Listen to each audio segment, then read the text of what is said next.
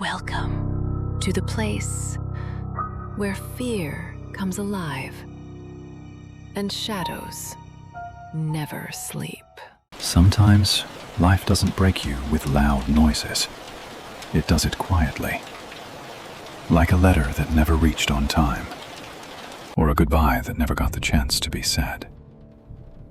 That night, the city of Lahore slept under a silver rain. But inside one small apartment, a man sat by the window, holding a letter that had just arrived. A letter from the woman he once loved, the woman he thought had forgotten him. Her words were gentle, too gentle, like they knew he would never be able to reply. Every line carried a heartbeat, every word a memory they'd both buried long ago. And as the rain touched the paper, he realized this wasn't just a letter.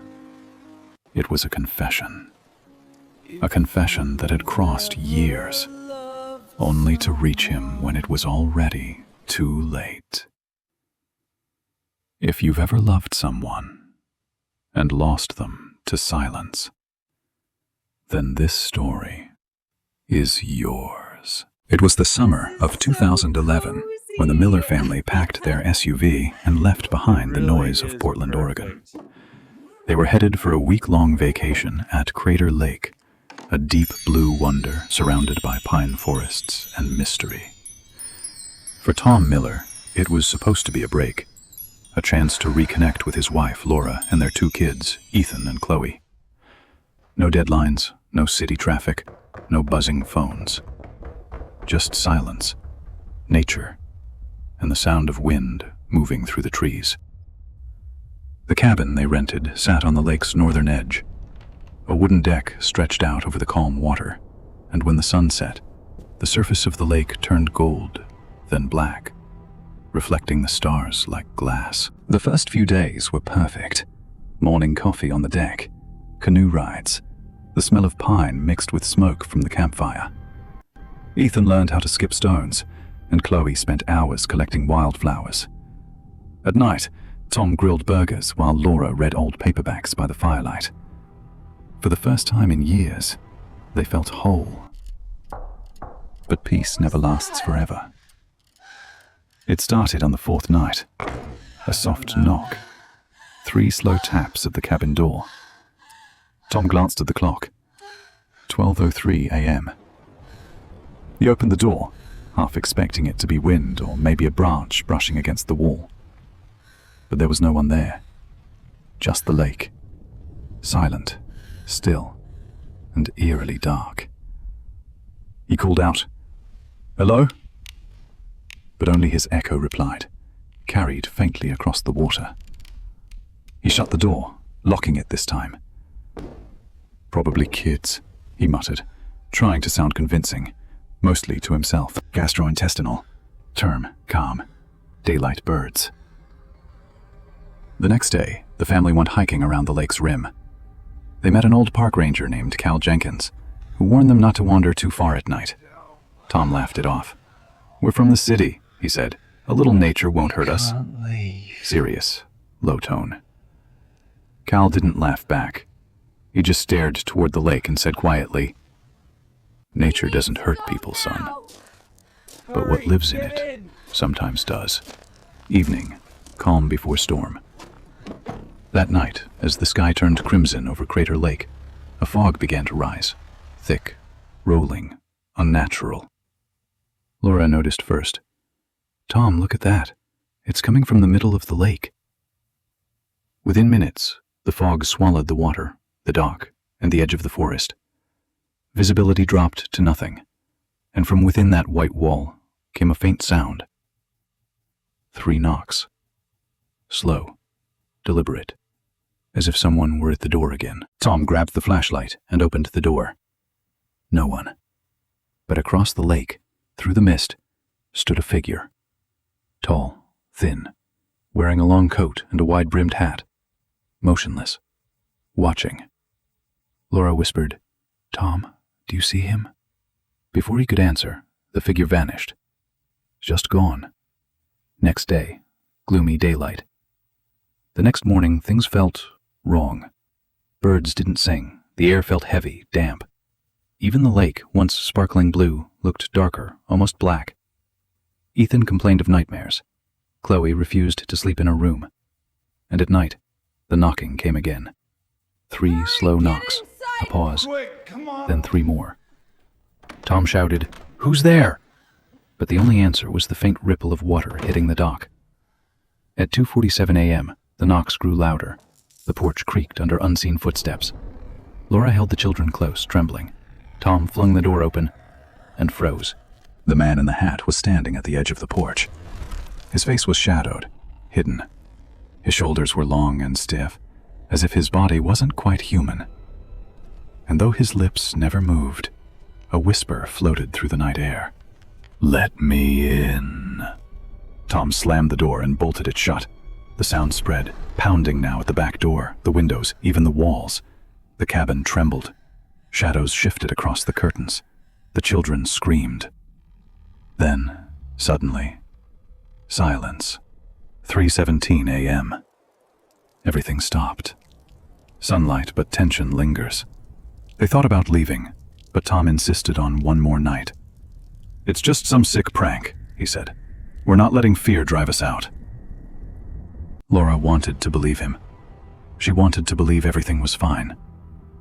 But as the sun sank, the lake turned black again, and the fog returned, thicker than before. At 3 a.m., the sound came back. What was that? This time, not from outside. From inside the cabin. Get inside! Quick, Boots scraping against the wooden floor. Heavy, slow footsteps pacing the hallway. Laura clutched the kids, whispering prayers. Tom, gripping a flashlight and a kitchen knife, crept toward the noise. He turned the corner and froze. The Hat Man was standing at the end of the hallway. Tall, still. His shadow stretched across the floor like a black river. "You shouldn't have stayed." The light flickered. When it came back on, the hallway was empty. By sunrise, the Millers had packed everything and fled. They drove without stopping, not even to breathe, until the lake was miles behind them. No one spoke. No one dared look back. But the story didn't end at Crater Lake. Back in Portland, life seemed to return to normal. For a few days, anyway. Then, at exactly 3:17 a.m., the knocking began again. 3 slow knocks from the front door of their own house. Tom rushed downstairs. The porch was empty, but across the street, in the fog, he saw a silhouette. The same hat. The same stillness. And this time, the whisper came from behind him. "You can't leave." He turned. Nothing. Over the next few weeks, the family barely slept. They'd catch glimpses, reflections in windows, in mirrors, in puddles after rain. Always the same figure, always watching. Ethan once woke screaming that the man was standing by his bed. When Tom checked, the curtains were swaying, though the windows were closed. Laura started researching. She found stories about the Watcher of Crater Lake, a local legend dating back to the early 1900s. A park ranger gone missing after refusing to leave the lake at night. Some said his spirit still guards the water, trapping those who see him. She tried telling Tom, but Tom didn't want to believe. He couldn't. Weeks turned to months. The knocks never stopped. Sometimes faint, sometimes loud. Always at 3:17 a.m. Neighbors began to notice their lights flicking on in the middle of the night. The children grew pale, thin, quiet. And one morning, Tom found muddy footprints leading from the front door to the kids' bedrooms. That night, Tom sat alone in the living room, knife on the table, flashlight ready. He whispered, "You want me? Come get me." The front door opened. Cold air swept in. And there he was, the man in the hat. Only now Tom could see his face. Pale, hollow, eyes black as the lake itself. Now you can't leave. Darkness swallowed the room. When Laura woke, Tom was gone. No struggle, no signs of forced entry, just footprints, leading out toward the fog. The police searched for weeks. They found nothing. No tracks beyond the driveway, no clues. Just silence. Years passed. Laura and the kids moved to California, trying to start over. But every so often, at exactly 3:17 a.m., she wakes up, hearing those same 3 knocks. She checks the door. Nothing there. Just the reflection of her own face in the glass. And behind her, the faint outline of a wide-brimmed hat. You can't leave.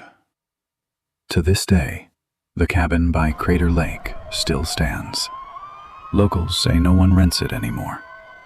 But hikers swear that on quiet summer nights, if you stand by the shore and listen closely, you can still hear 3 slow knocks echo across the water. And if you see a tall man watching from the trees, don't stay after midnight, because once you see him, you'll never leave. You can't leave.